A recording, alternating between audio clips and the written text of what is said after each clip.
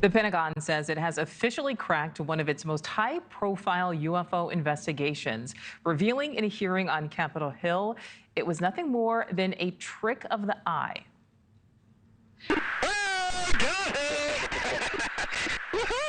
Roger. There's troubleshooting. So that video, known as the GoFast video, was released to the public in 2017, showing what appears to be an object flying at an incredibly high speed.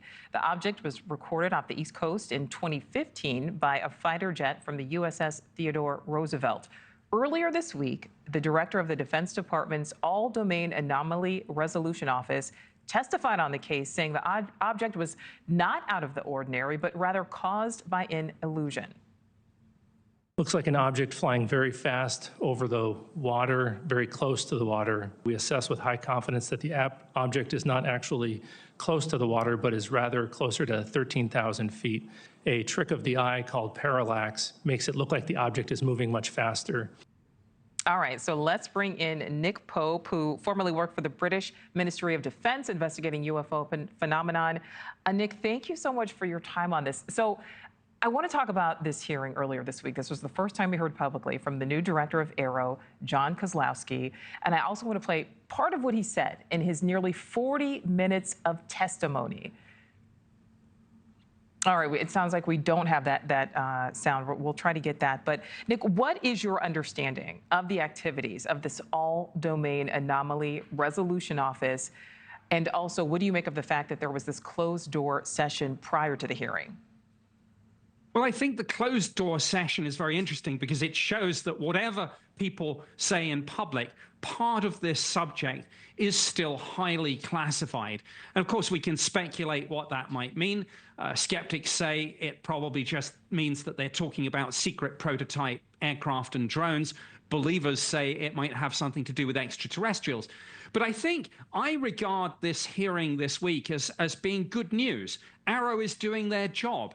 And if they manage to successfully explain some of these cases, particularly high-profile ones like this, that's good news because then they can move on to the ones that even by their own admission, they can't explain. And I think one of the most important pieces of testimony that AARO's director gave this week to the Senate was the fact that they do have on their books some very interesting and anomalous cases that even the combined resources and capabilities of the intelligence community cannot currently solve. So, Nick, in a newly released report, the Pentagon office says it has, quote, no indication or confirmation that UFO reports are, quote, attributable to foreign adversaries. What are your thoughts? What is your interpretation of that, Nick?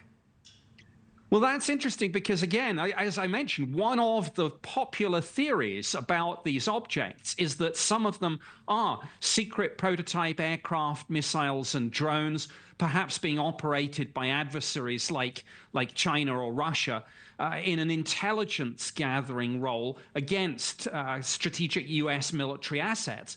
That theory seems to have been taken off the table, which is interesting because it does then narrow the focus and mean that we can really concentrate on trying to solve the cases and say, look, could some of this really be extraterrestrial, as the believers say, or is it all optical illusions like parallax effect that was mentioned this week, or sensor errors, perhaps? And this is why AARO is going to ramp up its efforts to work, for example, with the scientific and academic community, something which is long overdue, by the way.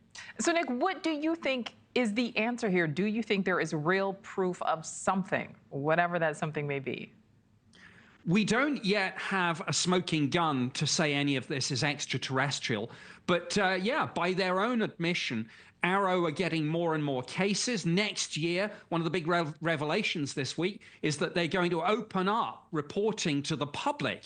And we know every week I receive photographs and videos of these things. And you know, it only takes one of these cases to be the real thing, to be, for example, something genuinely extraterrestrial. And it will change our world forever. But yeah, 99% of these things have conventional explanations. Let's eliminate those and see what we're left with. Thanks for watching. Go to joinnn.com to find NewsNation on your screen. And don't forget to click the red subscribe button below to get more of NewsNation's fact-driven, unbiased coverage.